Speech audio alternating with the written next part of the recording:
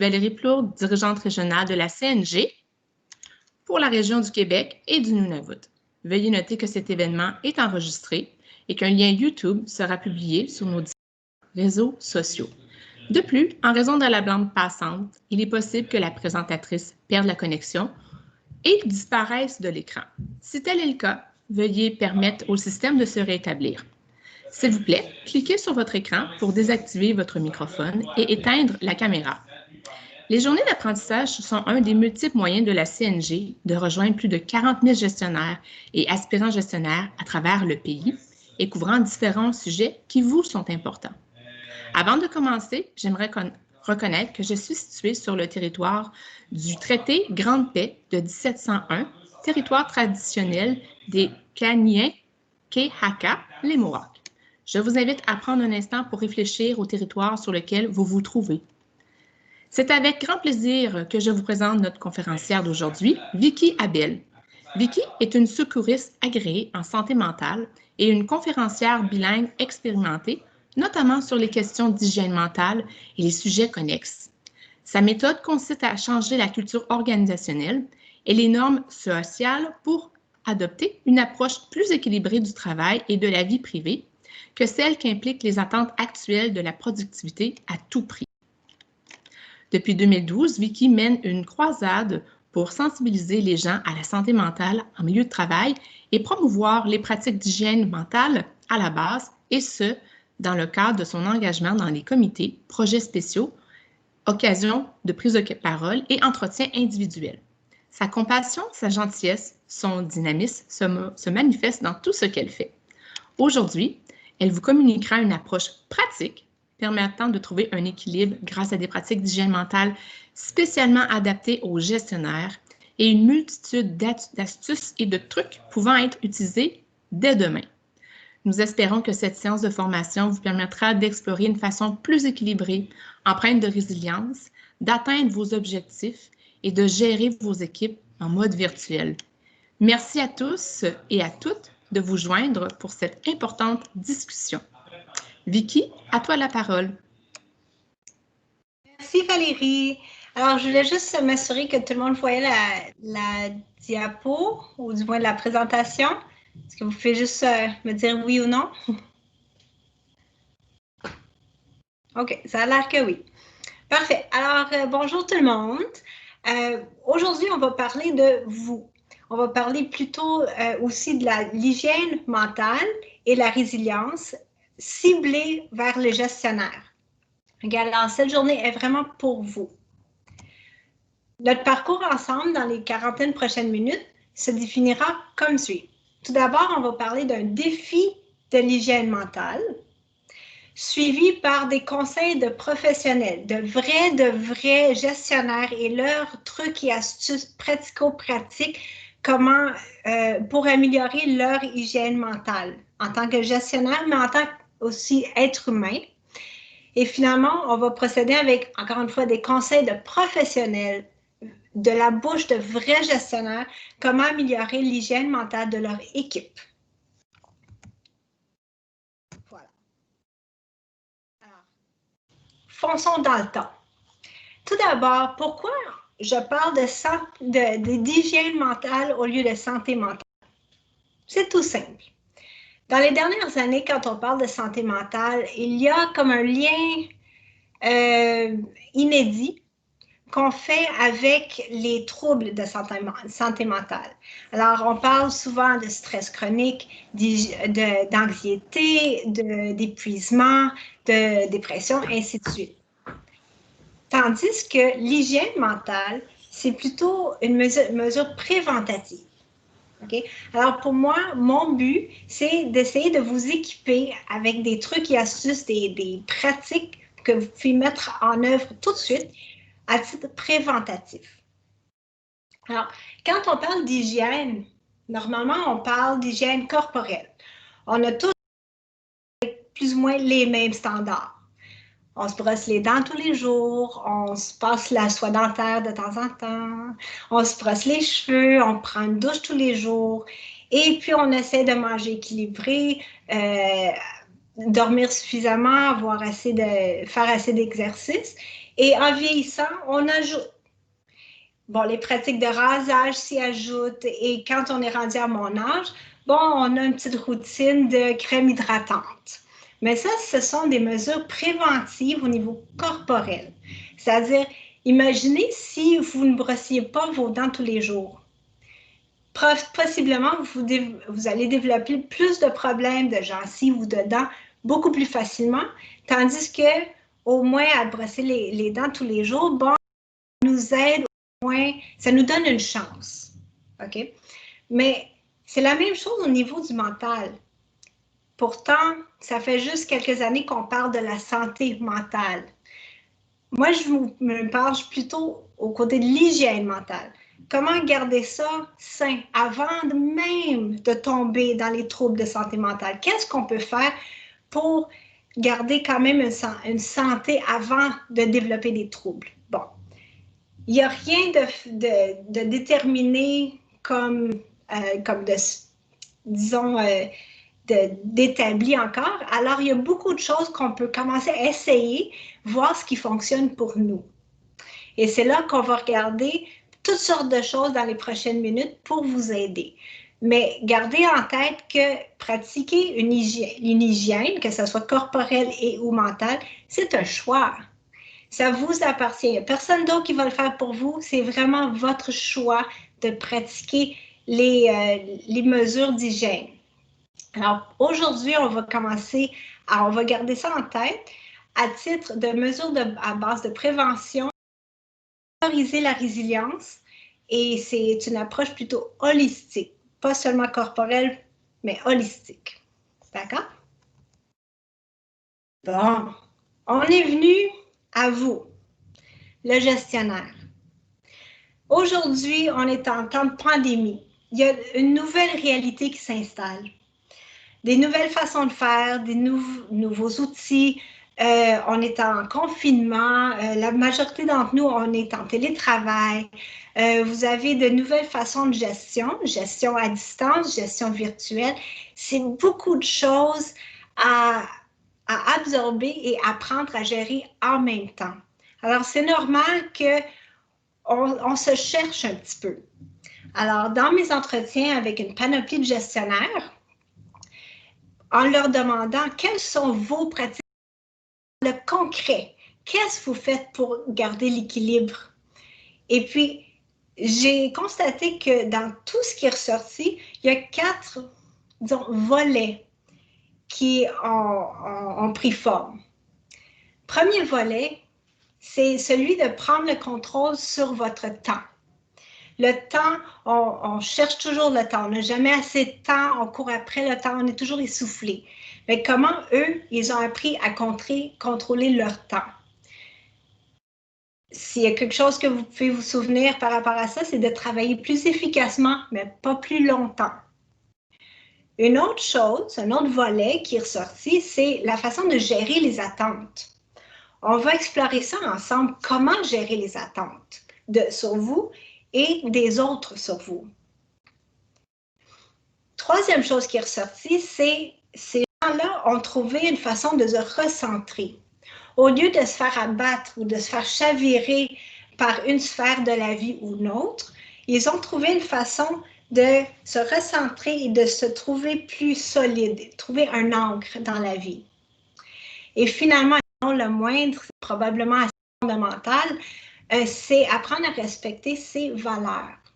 Nos valeurs personnelles sont assez personnelles, effectivement, parce que ce qui est de valeur pour vous, peut-être, a moins de valeur pour un autre. Mais ce que vous valorisez devient une priorité chez vous. Et ce qui devient priorité mérite et bénéficie de toute votre attention.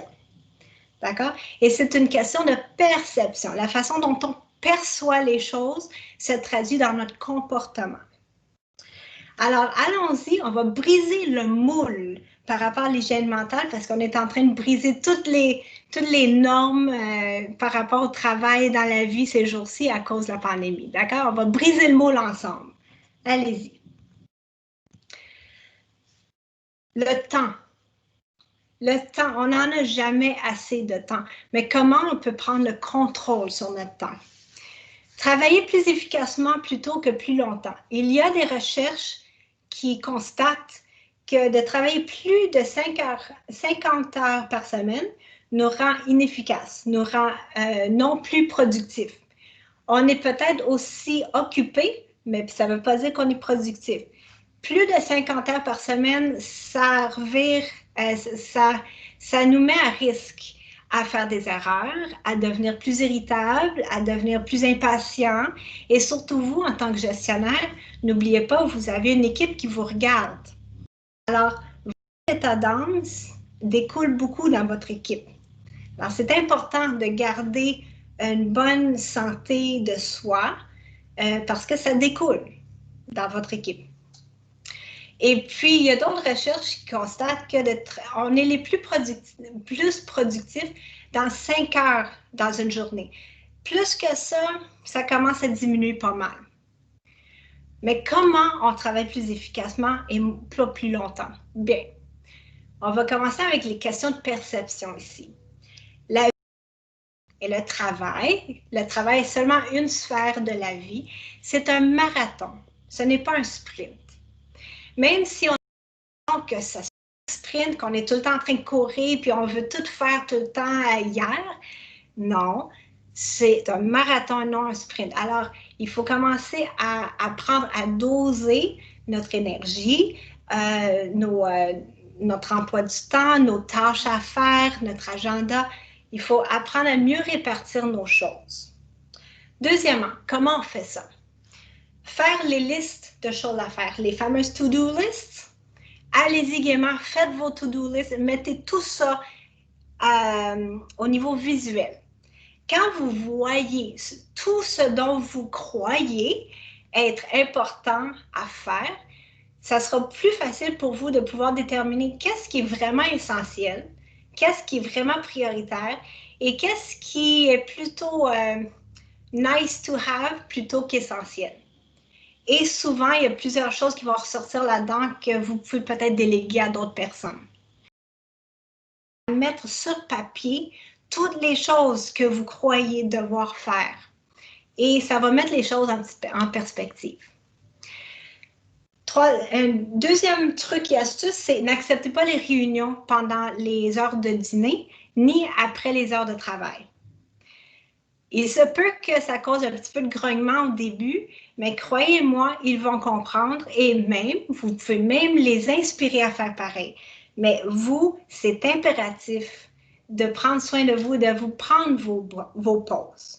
Alors, commencez par ne pas accepter les réunions pendant les heures de pause ou après les heures.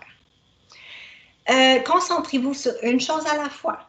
Mes chers, le multitasking est un mythe. Je sais qu'on se dit invincible, qu'on peut tout jongler tout à la fois, mais ce n'est pas vrai. Juste parce qu'on a l'impression d'être capable de tout faire, ça veut dire qu'on n'est pas capable de tout faire correctement ou bien fait. Okay. Il vaut mieux compartimentaliser les choses. Si on est en train de travailler sur un fichier Excel, on se concentre sur ça. Si on est en formation, on se concentre sur la formation. Si on est en train de jouer avec nos enfants, on se concentre sur les enfants, pas sur notre téléphone, à penser à d'autres choses.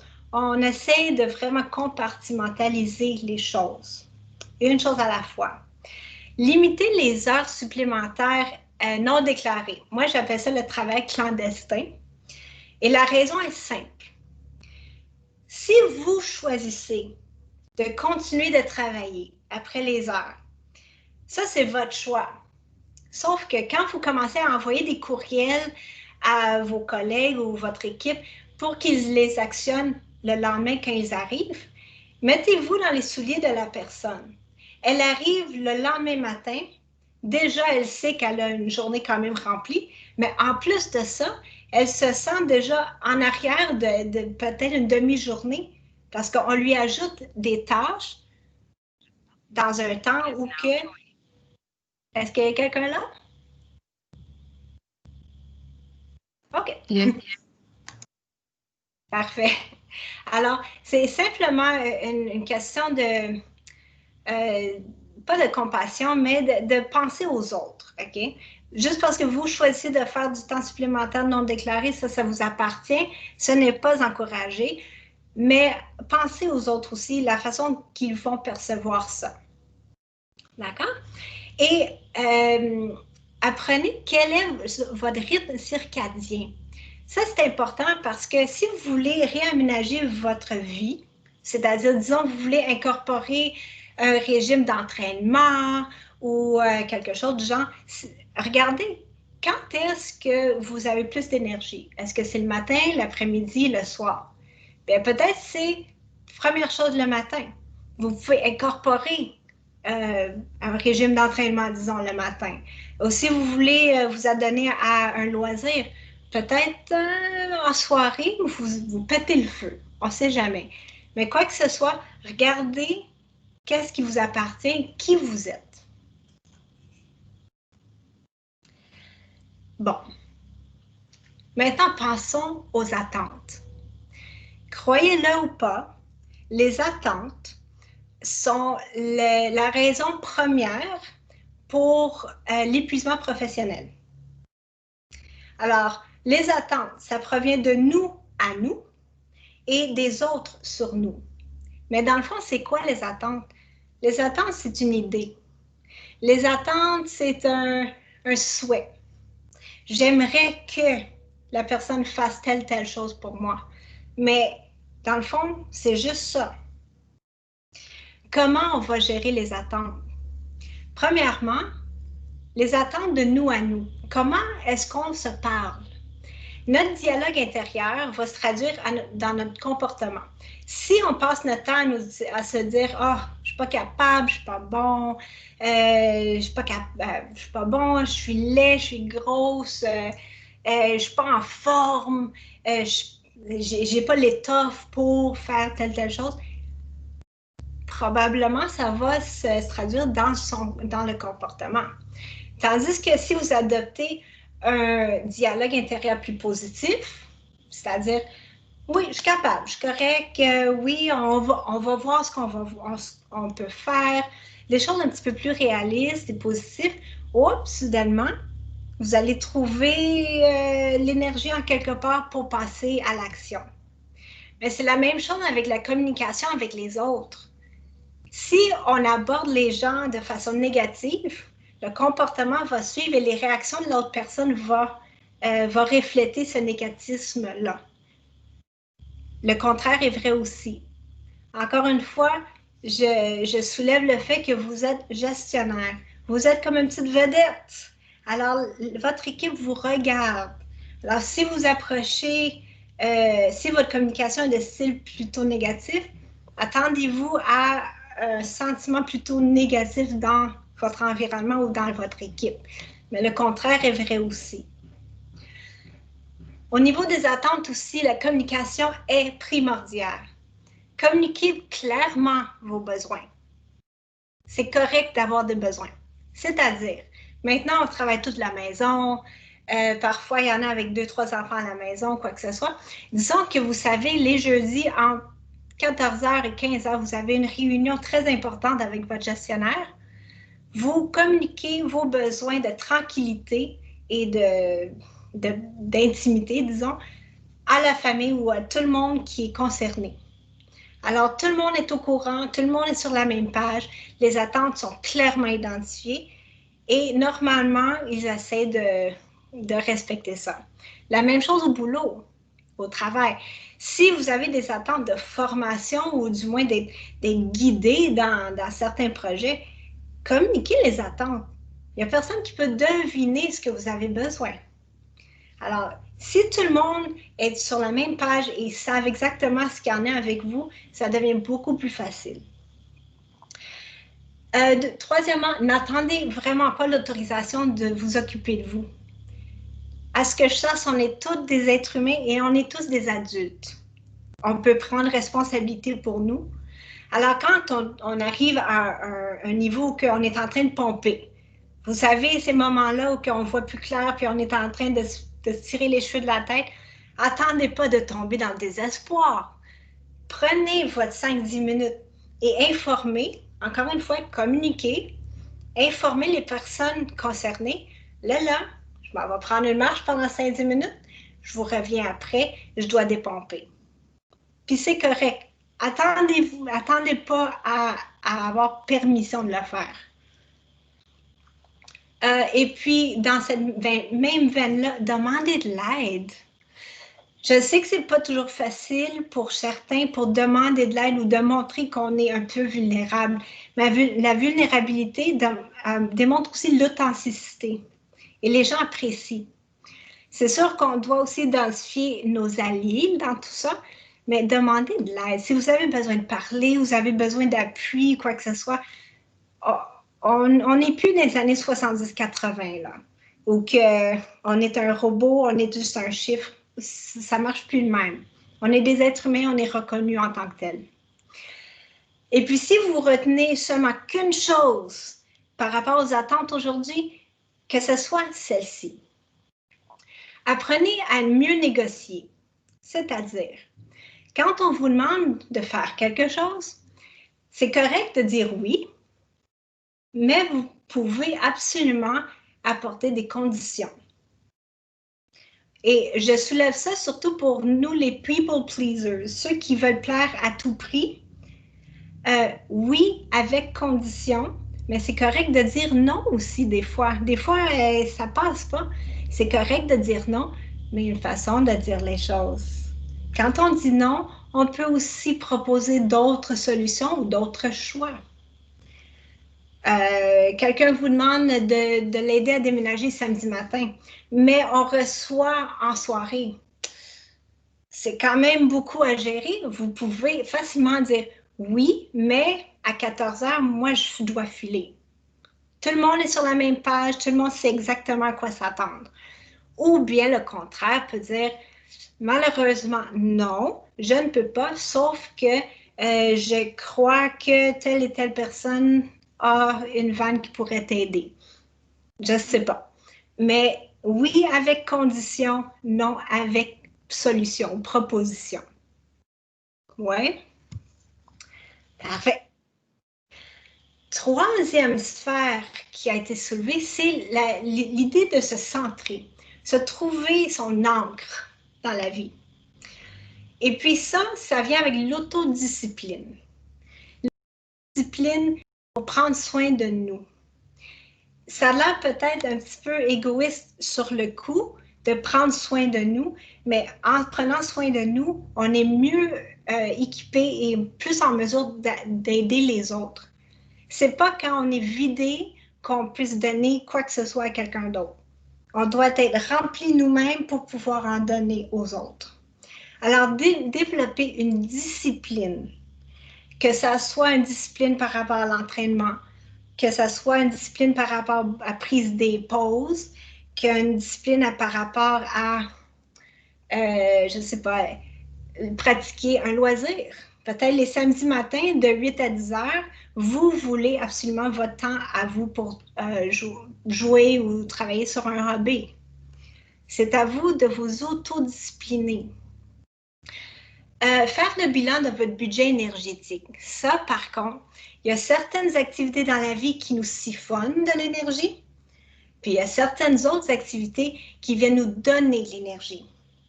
Essayez de trouver, faire le bilan de toutes ces activités-là et voir combien ou qu'est-ce qu'on peut rajouter dans notre vie qui nous donne de l'énergie et qu'est-ce qu'on peut commencer à délaisser. OK? Gardez en tête que le travail ne nous donne pas grand-chose en retour, alors qu'une passion nous remplit. Okay? Comment trouver son centre et son ancre? Bon, les trucs pratico-pratiques qu'on m'a donnés. Premièrement, adopter une routine du matin.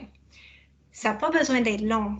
Une pratique avant de consulter son téléphone ou ses courriels, que 5 à 10 minutes ou bien de méditation ou juste de s'être seul, tranquille avec nous-mêmes, lire un chapitre, faire du yoga, n'importe quoi, avant même de se lancer dans le social. OK? Alors, adopter une routine du matin, ça va partir votre journée du bon pied. Reconnaissez vos limites. Encore une fois, quand vous commencez à dépomper, n'attendez pas à tomber dans le désespoir. débranchez-vous. Parfois, ça va valoir une journée de congé, faire un après-midi au spa, whatever. Déterminez ce qui vous appartient, ce qui vous n'appartient pas. Ça, c'est gros. C'est une question de résilience, c'est de trouver ce qui est dans notre contrôle et le reste, détachez-vous. On ne peut pas contrôler les autres, on ne peut pas contrôler les facteurs externes, mais on peut contrôler certaines choses chez nous ou de nous-mêmes. Mais l'important, c'est ce qui n'est pas dans notre contrôle, détachez-vous. Juste ça, ça va faire du bien. Ça ne m'appartient pas. Juste ça, ça va faire du bien. Trouvez un hobby, un loisir ou quelque chose qui vous apporte de la joie, que ce soit jouer avec vos enfants, prendre une balade avec votre époux, jouer au toc, je ne sais pas, mais trouvez quelque chose qui vous rend heureux. Parce que quand vous vous sentez submergé par quelque chose, juste la pensée de cette activité-là, oh, ça va agir comme une bouée. Oh, OK, je me sens mieux déjà. OK, j'ai hâte à vendredi parce que ça va me permettre de, je ne sais pas, peindre ma prochaine peinture. Quelque chose du genre. Et puis, finalement, et non le moindre, celui qui revient souvent dans mes entretiens avec les gestionnaires, c'est trouver une activité physique pour évacuer le stress. Rapidement, le stress est causé par une peur, quoi que ce soit, et puis le cerveau relâche un produit chimique qui s'appelle le cortisol. Le cortisol vient préparer le corps pour se battre ou s'enfuir. Sauf que le cortisol aussi ralentit beaucoup d'organes qui ne sont pas immédiatement nécessaires pour ces activités de défense-là. Ça veut dire que si le cortisol reste encore trop longtemps, le système immunitaire, il passe aussi. Ça veut dire qu'on est plus propice à tomber malade et d'autres choses plus sérieuses. Alors, il est impératif de trouver une façon de faire évacuer ce stress-là et de désarmer le cortisol. Et puis, l'activité physique est une façon de relâcher des endorphines qui, eux, viennent écraser le cortisol. Que ce soit le yoga, que ce soit une marche dans la nature, c'est à vous de choisir ce qui vous convient. Et puis, maintenant, on est rendu aux valeurs. Comme je disais au tout début, les valeurs vont définir nos priorités. Et nos priorités vont bénéficier de notre attention. Mais nos valeurs ne sont pas forcément les mêmes que les autres. Alors, c'est à vous de définir quelles sont les vôtres. C'est une question de perception. La façon dont on se perçoit, qu'on perçoit les autres personnes, les choses, les événements, vont se traduire dans notre comportement. Nous voyons ce que nous voulons voir. Finalement, autrement dit, si on veut voir des bébites, on va en trouver. Mais si on choisit de trouver des choses, disons, un peu plus positives, on va en trouver beaucoup d'autres. Tout dépend de votre façon de voir les choses. Alors, adoptez plutôt une vision positive de vous-même et de la vie et de votre équipe et des situations, sans tomber dans le délirium, là. Dans le délire, excusez. Décidez que c'est correct de faire des erreurs. Une personne résiliente démontre le courage. Mais c'est quoi le courage? Le courage, c'est simplement la volonté de faire la chose ou l'activité malgré les risques d'erreur, malgré le risque qu'on ne réussisse pas. Mais on a le courage de le faire quand même. Mais en tandem avec ça, c'est une vision réaliste de l'excellence. L'excellence en tant que telle, ce n'est pas la perfection. Il n'y a rien et il n'y a personne de parfait. Vous ne serez jamais parfait. Je ne serai jamais parfaite. Qu'importe ce que l'on fait ne sera jamais parfait.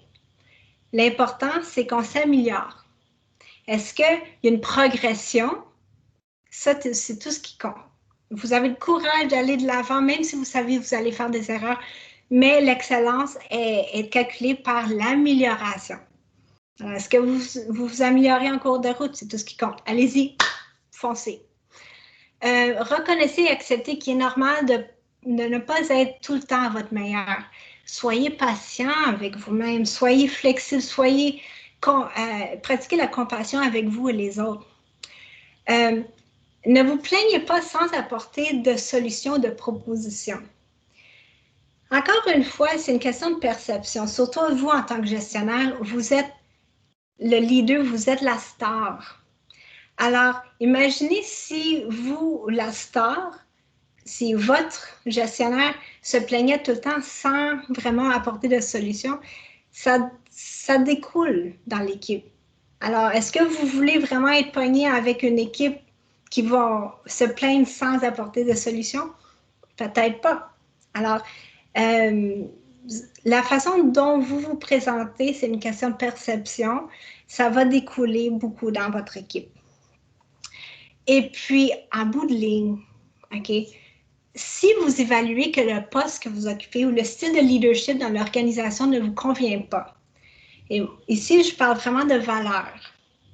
Si vraiment ça ne marche pas, ce n'est pas une question de faiblesse ou une question de manque de loyauté ou quoi que ce soit, d'aller voir ailleurs. Il y a tout plein de bureaux, tout plein de ministères avec différentes approches. Trouvez celle qui vous convient, qui est en ligne avec vos valeurs personnelles. OK? Alors, ça, c'était vraiment pour vous, l'être humain qui porte le chapeau de gestionnaire. Maintenant, vous êtes le gestionnaire. Comment améliorer l'hygiène mentale de votre équipe? Chanceux! Vous, les gestionnaires, vous avez 3 rôles. Premièrement, vous avez le rôle de l'éponge. C'est-à-dire, vous recevez plein d'informations d'en bas de votre équipe, mais l'information aussi qui provient d'en haut, de la haute gestion. Mais vous, vous êtes entre les deux. Votre rôle, c'est de déterminer qu'est-ce qui est vraiment nécessaire à distribuer de l'autre côté. Il y a certaines choses que ce n'est pas forcément nécessaire. Alors, vous devez absorber certaines choses. L'autre rôle que vous occupez, c'est celui de protecteur. Parfois, on vous demande la lune, et puis vous, en tant que gestionnaire d'une équipe, vous devez regarder l'état de votre équipe et les capacités de votre équipe, puis déterminer ce qui est possible ou ce qui ne l'est pas. Vous devez les protéger. Alors, parfois, il va y arriver que vous allez devoir vous retourner contre qui que ce soit pour dire « Nope, mon équipe ne peut pas l'absorber. On est déjà à bout. Retournez et repensez à votre affaire. » Et le troisième rôle que vous occupez, c'est celui qui passe à l'action. Parfois, on a des employés un petit peu problématiques ou qui démontrent certaines lacunes ou quoi que ce soit, mais c'est à vous de prendre action avec les mesures nécessaires, mais toujours avec un sentiment de curiosité avant de blâmer qui que ce soit. Okay. Mais comment on améliore l'hygiène mentale de notre équipe? Tissez les liens. Apprenez à les connaître individuellement. Je sais que ce n'est pas évident pour les gestionnaires qui ont une immense équipe qui se reporte à elle ou à lui. Surtout en milieu opérationnel, ça arrive souvent. On n'a pas beaucoup de temps puis on a beaucoup de monde à notre charge. Mais prenez le temps, ne serait-ce que 5-10 minutes de temps en temps. Des prises de contact quotidiennes ou hebdomadaires, des réunions bilatérales semblent être très populaires ces jours-ci. Utilisez les outils de conversation par vidéo simplement parce que ça donne un aspect beaucoup plus humain à la personne. Tandis que des mots sur un écran, là, des fois, le ton du message ne se traduit pas bien. Alors, essayez autant pour autant d'utiliser genre les MS Teams ou Zoom, quoi que ce soit, ou même le téléphone, juste pour apprendre à connaître la personne, leur ton de voix, ainsi de suite. Bon. il y a encore une fois une question de perception. Quand on parle de gestionnaire, normalement, on pense gestionnaire comme en haut d'une pyramide, ou comme un chef d'orchestre, ou comme un coach de baseball. Avec la nouvelle réalité aujourd'hui, il y a une nouvelle façon de gestion, et puis ça s'appelle la e-management, la gestion électronique, où on voit le gestionnaire comme le centre de leur équipe. Alors, le gestionnaire devient plutôt coordonnateur, qui essaie de tisser les liens, faire les liens un avec l'autre, et puis qui se retourne au lieu de chapeauter l'équipe. Essayez ça. Peut-être cette perception des choses-là vont changer peut-être votre façon de faire, comment aborder les gens, votre équipe. Peut-être ça va aider. Encore une fois, essayez ce qui fonctionne pour vous. Une autre chose, on n'a plus le luxe d'avoir la porte ouverte. Normalement, quand le gestionnaire ouvre sa porte dans son bureau, ça l'indique qu'il est disponible, adressé pour rencontrer du monde. On n'a plus ça. Alors, indiquez clairement quels sont vos moments de disponibilité. Ça, peut-être, ça va ouvrir la porte à certaines discussions. Et reconnaissez les contributions et offrez les occasions spéciales à la participation. La raison pour laquelle, c'est parce qu'aujourd'hui, il y a plusieurs personnes qui souffrent d'isolement avec le télétravail. L'isolement, c'est par rapport à l'accès. Alors, assurez-vous qu'ils ont les accès aux outils, mais aussi c'est un manque de reconnaissance, ils se sentent vraiment isolés. Alors, si vous pouvez, de temps en temps, aller les chercher. Lucie, j'ai remarqué que tu as fait telle chose hier. Chapeau, vraiment, j'ai remarqué, tu ne tombes pas dans une craque. T'sais? Ou bien, tout simplement, vous savez qu'une personne va être un petit peu gênée ou un petit peu plus tranquille que d'habitude. Appelez-la, demandez-lui son opinion sur quelque chose, juste pour la faire reconnaître qu'elle est encore là. OK? Et puis, quand vous vous doutez de comment procéder avec votre équipe, surtout dans ces conditions actuelles, dans le doute, allez vers eux. Voyez avec eux ce qui leur convient le plus. OK? Alors, tout d'abord, comme j'ai répété plusieurs fois, vous donnez l'exemple. Si vous restez calme et vous adoptez une communication, une approche positive et réaliste, ça va découler. Sachez être disponible et être à l'écoute. Mon Dieu, l'écoute. Ne serait-ce que pour être là pour l'employé qui veut ventiler. Des fois, ça prend juste ça. Faire sortir le méchant. Puis ensuite, l'employé se sent mieux, puis il retourne, puis tout va bien. Mais soyez à l'écoute. Parce que des fois, ça va comprendre peut-être la co-création de solutions ensemble. Faites confiance à vos employés. Surtout maintenant, tout est à distance et virtuel. La micro-gestion dans un climat comme ça ne fonctionne pas très bien. Alors, faites confiance à vos employés. Soyez souple et faites preuve de compassion. Et donnez l'information sur les ressources disponibles. Vous êtes gestionnaire. Vous n'êtes pas thérapeute. Alors, c'est correct que les employés vous appellent en crise et tout. Ça fait partie de votre rôle. Mais vous n'êtes pas thérapeute. Alors, si vous voyez que ça commence à tomber un petit peu à l'extérieur de votre cadre de connaissances, vous êtes là pour fournir des informations.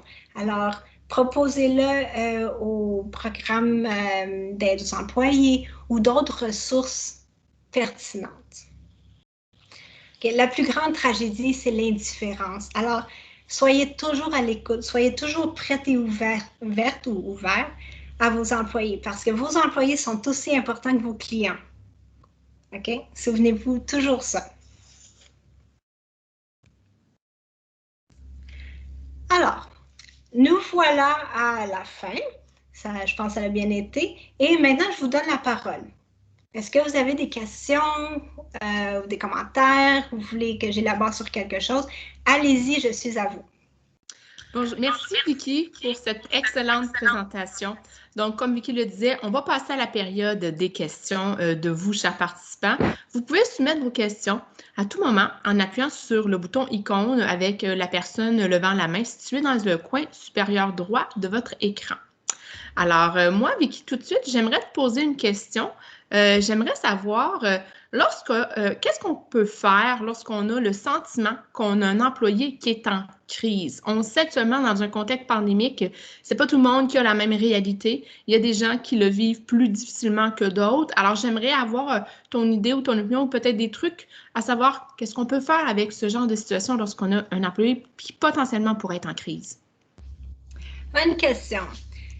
Comme tout, pour ceux qui étaient là à la réunion avec Nathalie la semaine dernière, tout est à propos de la communication.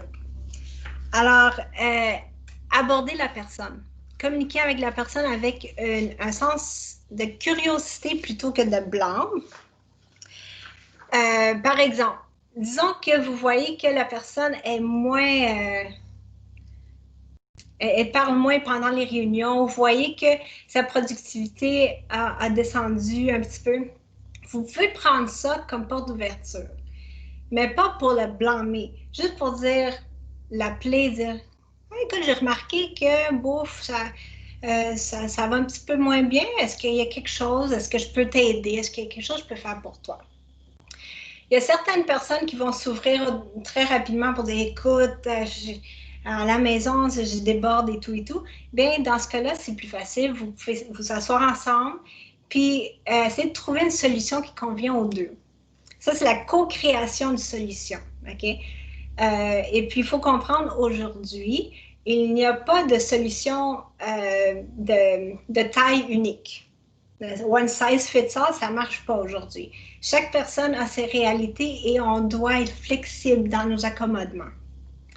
Par contre, il y a certaines personnes qui n'aiment pas en parler, qui ne veulent pas en parler, qui sont gênées ou sont mal à l'aise. Vous, en tant que gestionnaire, apprenez à les connaître. Et puis, normalement, c'est dans le comportement. Vous allez déterminer que, oups, il y a quelque chose qui ne marche pas. Allez les chercher, mais doucement. Juste leur donner l'impression que, regarde, je suis là pour toi, si jamais tu as besoin de parler, quoi que ce soit.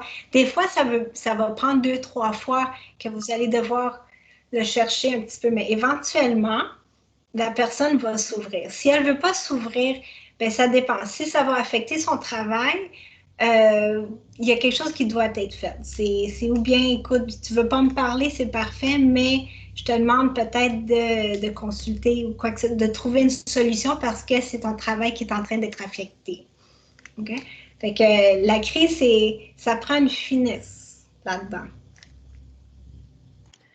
J'aime le contexte où tu nous apportes dans la finesse, dans peut-être aussi un peu d'empathie à travers tout ça, bien que ce ne soit pas si facile, ces situations-là, bien sûr, et que malheureusement, bien sûr, avec les mois qui vont suivre, il est possible que certains gestionnaires se retrouvent dans une telle situation difficile. J'aimerais aussi te demander une autre question, Vicky. Tout à l'heure, tu parlais justement de respecter nos horaires de travail, passer 50 heures semaine, on est plus très efficace. Mais dis-moi, comment on peut limiter notre disponibilité comme gestionnaire en dehors des heures du bureau, mais tout en demeurant utile? Très bonne question. Justement, une de mes gestionnaires avec qui je me suis entretenue, elle a eu une idée géniale. Premièrement, elle a très bien communiqué ses heures de bureau, ses heures de disponibilité, un horaire normal, 8 à 4, 9 à 5, quel que soit. Mais elle leur a aussi dit, si jamais vous avez une vraie urgence après mes heures de bureau, après mes heures de travail, vous pouvez communiquer avec moi en m'appelant. Alors, pas un texto, pas un courriel, qu'on prenne le temps de m'appeler. Alors, avant qu'une personne prenne le temps de nous appeler, ça veut dire que c'est vraiment urgent. Alors, si c'est pas trop urgent ou bien ils peuvent quand même se débrouiller, ils vont penser 2 fois avant de vraiment déranger la personne.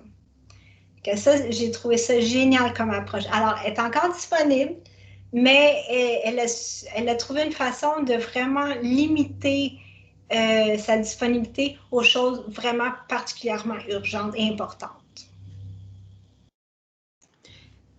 Excellent conseil, Vicky. C'est vrai que quand on appelle quelqu'un, on y pense à deux fois. Puis est-ce que c'est vraiment important pour que j'appelle la personne? Donc, en mettant ce contexte-là à nos employés, c'est vrai qu'en effet, on limite que aux choses qui sont vraiment essentielles et qui doivent être traitées immédiatement et maintenant.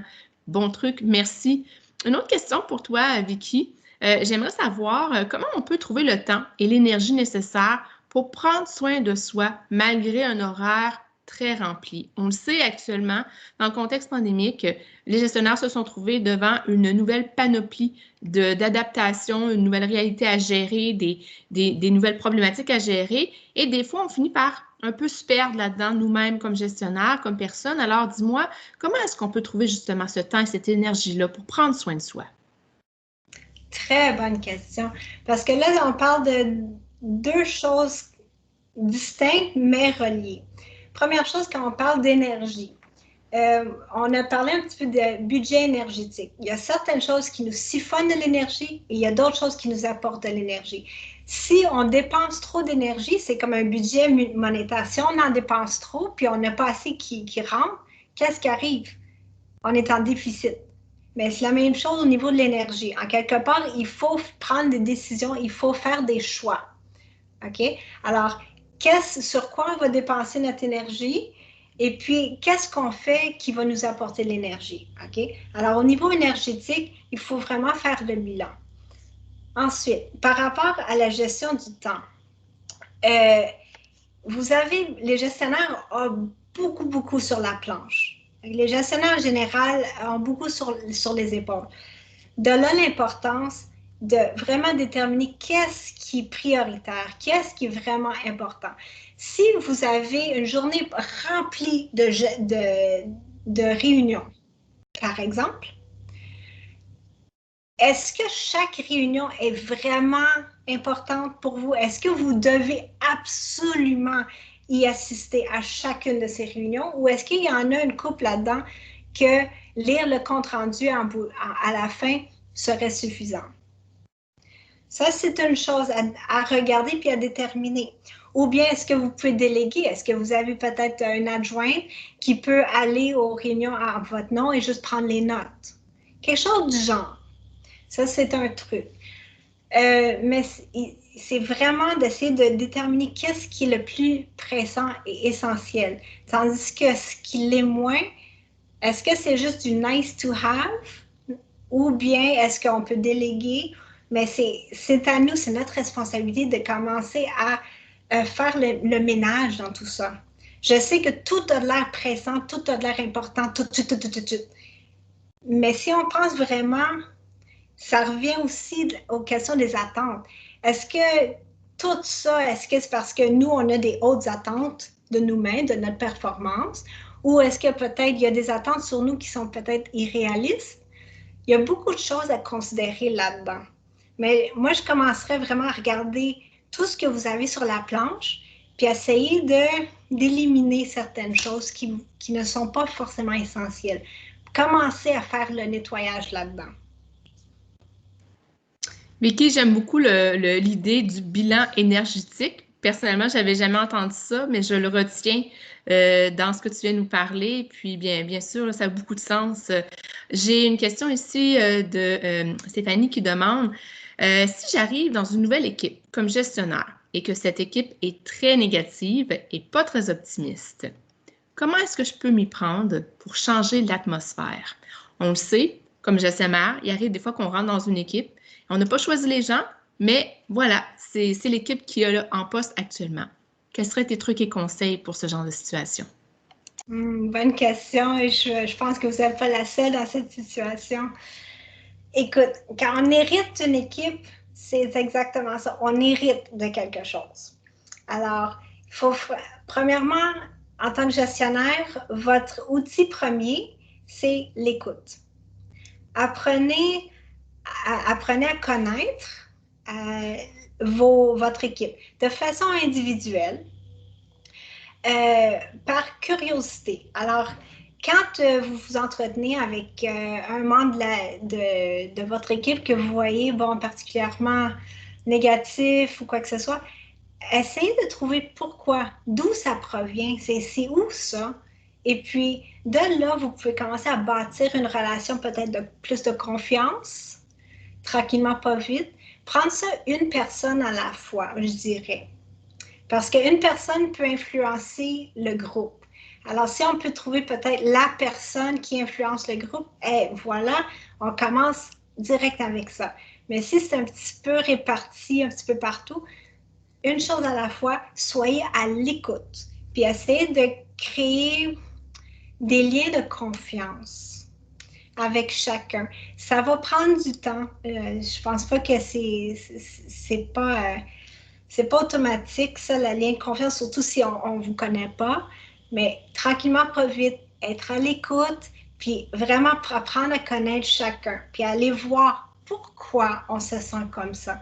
Et puis, je pense l'idée aujourd'hui, c'est la créativité. C'est plate à dire, vous avez déjà beaucoup sur les épaules, mais essayez de penser outside the box, être créatif dans vos solutions et vos approches. Des fois, juste ça, ça sera un vent de fraîcheur pour eux, pour voir que, oh my God, okay, elle n'est pas comme l'autre ou elle n'est pas comme avant. OK, on verra, on va y donner une chance. Mais je dirais au tout début, c'est être à l'écoute, puis soyez curieuse. Pourquoi chacun se sent comme ça? Et puis de co-créer ensemble un sentiment de confiance en utilisant votre créativité. C'est pas évident, mais ça se fait, tranquillement. Puis aussi, c'est une question de perception. Excusez Valérie, une question de perception. Peut-être c'est un petit peu ésotérique, mais si on perçoit quelqu'un, une place, un groupe comme étant difficile ou quoi que ce soit, on va voir les difficultés. Mais si on arrive avec une ouverture d'esprit pour, peut-être on les perçoit comme travaillants, on les perçoit comme engagés, mais peut-être un petit peu négatifs, ben, au moins on se concentre sur ce qui est positif, puis on peut bâtir là-dessus, puis le plus de positif qu'on choisit de voir, le plus de positifs qui vont en ressortir. C'est une question de perception. Donc, tourner les gens vers peut-être un peu plus le positif, bien qu'il soit important de comprendre ce qui a pu amener la situation à être plus difficile pour nos employés. Merci, Vicky. Et je réinvite les gens, si vous avez des questions, n'hésitez pas à les partager dans le chat. Je les apporte à Vicky de façon live. Vicky, une autre question pour toi. Et tu en as parlé, mais en même temps, je voulais revenir sur ce point-là. Nos gestionnaires, souvent, sont dans des modes opérationnels, des contextes opérationnels. Alors, j'aimerais savoir comment est-ce qu'on peut appliquer les conseils, les trucs que tu nous partages dans un environnement de travail opérationnel, mais qui est exigeant. Bonne question. Depuis mon entrée dans la fonction publique, j'ai toujours œuvré dans un milieu opérationnel. Alors, les exigences et la pression que subissent les gestionnaires en mode opérationnel est immense. Et c'est pas tout à fait pareil. Tout est toujours très vite et ils sont toujours en mode troubleshooting. OK?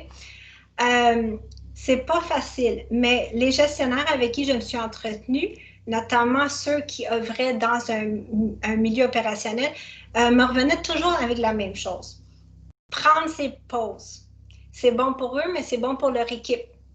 Prendre les pauses, se ressourcer, prendre je sais pas, prendre une journée de congé de temps en temps, ça fait du bien. Ça fait du bien pour eux et pour l'équipe, simplement parce que la personne revient plus ressourcée, plus calme, plus patiente.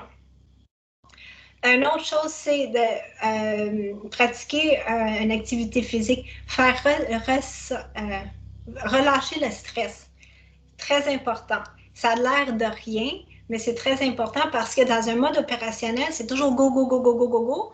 Alors, le cortisol est toujours en action, mais on doit apprendre à désarmer ça très rapidement, ou sinon ça reste puis ça s'accumule.